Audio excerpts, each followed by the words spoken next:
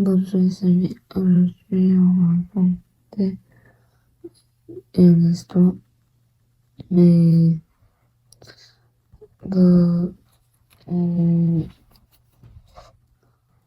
pour commencer, on va parler de autre chose. Et aujourd'hui, c'est 8 septembre au Italie. Et comme aujourd'hui il fait froid sur de la nuit. Et on va commencer par raconter une histoire de Pacifique Jeanne. Il y avait autrefois un vieux roi que sentait ce fin approcher.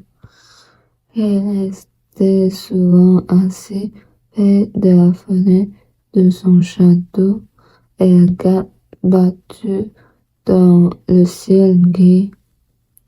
Battu.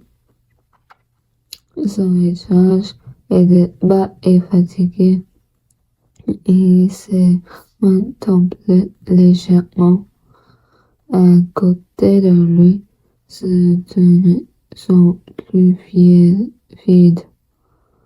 serviteur, Jean le fidèle. Jean avait des cheveux déjà grisonnants et des yeux remplis de sagesse. Même dans les moments les plus difficiles, elle gardait une expression sérieuse et rassurante. Le roi put une longue respiration et dit d'une voix faible: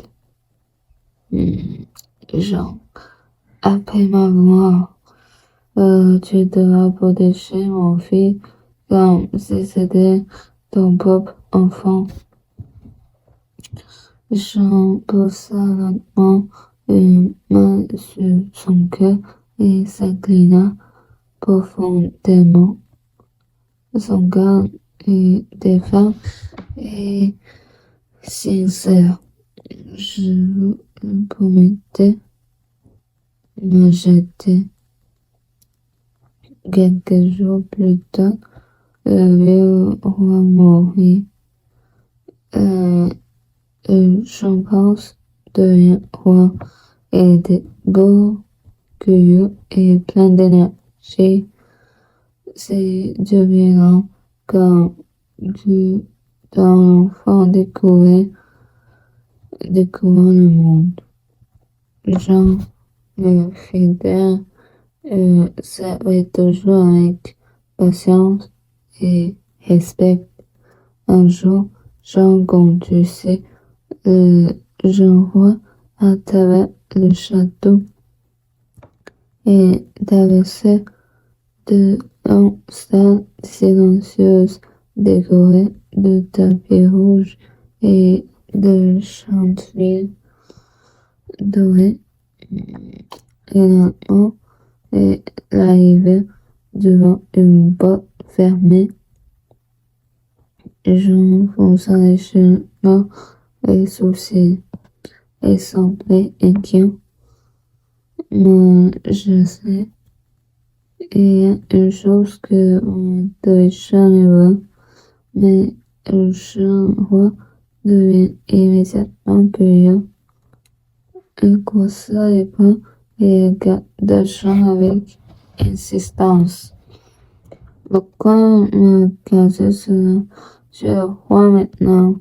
Jean hésita, en voyant dans son visage une lutte intérieure douloureuse. Finalement, il ouvrit lentement la porte. Au centre de la pièce se trouvait le portrait d'une princesse d'une beauté extraordinaire. Ses cheveux noirs descendent comme une cascade pirate sur ses épaules. Ses yeux sont plus vivants et mystérieux. Le chanvre resta immobile.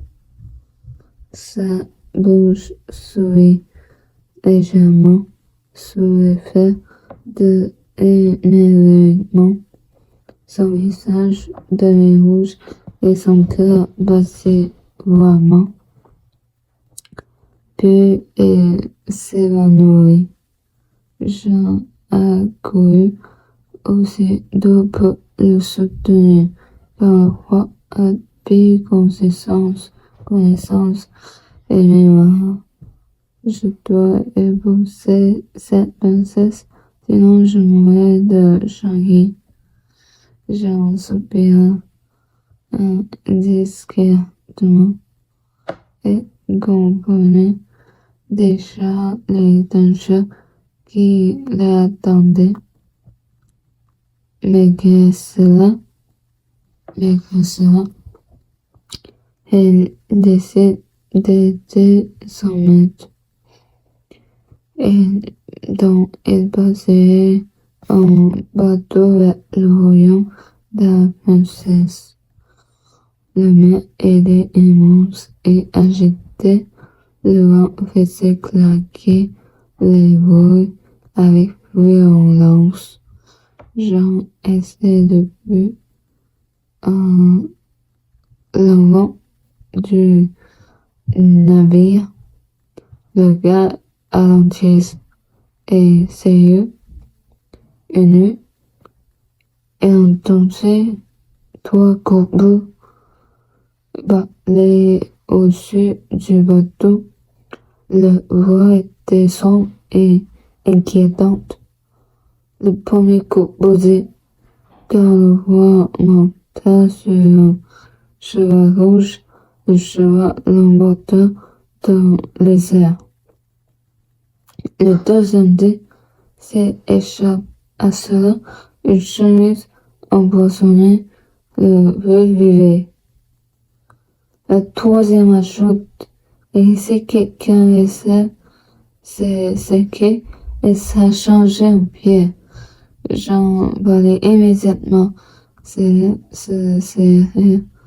avec ancienneté, mais comme effronté, comme vacilleux, donc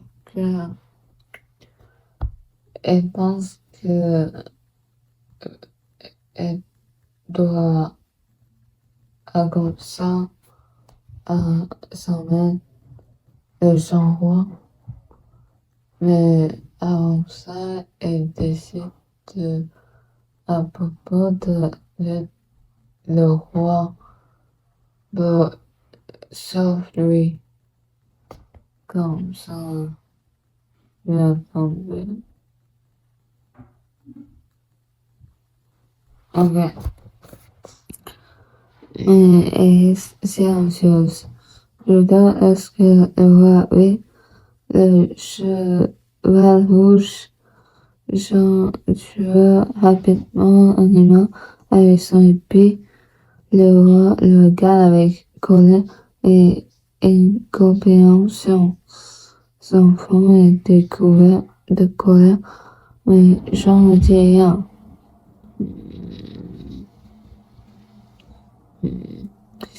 Bon, ensuite, dans le chemise, vert, dans empoisonné, Jean la jeta dans le feu avec le roi ne puisse la toucher. Cette fois, le roi était fâché et inquiet. Pourquoi j'ai tué mon cheval, puis je refus de en chemise. Comme ça, puis d'un jeta Jean baissa doucement les yeux. Son visage était rempli de fatigue et de tristesse. Finalement, pour sauver le roi, une dernière fois, Jean dut révéler toute la vérité à monsieur qu'il parlait. Ses jambes commençaient à devenir de pied. Le roi regarda cela avec horreur. Ses yeux étaient remplis de craquer. Quand j'entendis dans son équipe, tout son corps était changé en statue de pierre. Le roi tombait à genoux devant lui, des larmes coulaient sur son visage. Oh, Jean, s'il vous plaît, Jean, pardonne-moi. Des années plus tard, le roi découvert qu'il pouvait sauver Jean en sacrifiant ce qu'il avait de plus précieux. Et finalement, elle accepta ce sacrifice. Jean le fidèle revint à la vie. Son visage retourna à sa douceur et sa sagesse. Le roi courut vers lui et l'embrasse avec émotion et il vécut longtemps dans la paix et la confiance retrouvée. Comme ça. Dans, euh, on commence par donner des phases difficiles pour 3 ou 2 minutes, pas longtemps. Comme ça, tentez-moi ici. Bonjour, j'ai bien votre message. Écoutez, je suis en train de peinturer en ce moment.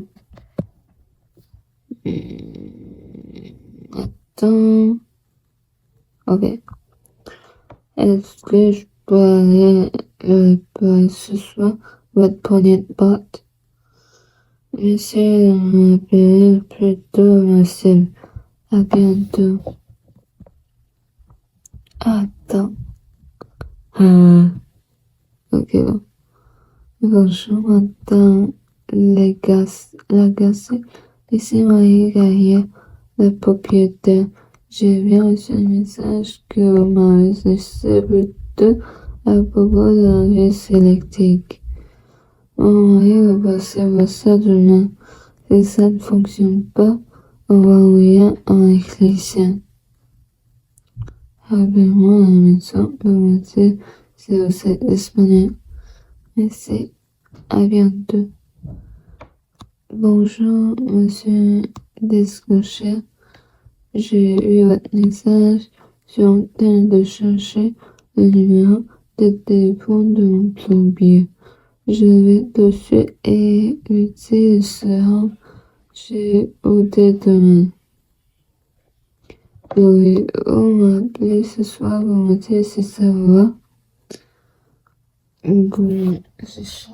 Attends. De fini. Merci pour un cas et votre côté. Merci beaucoup et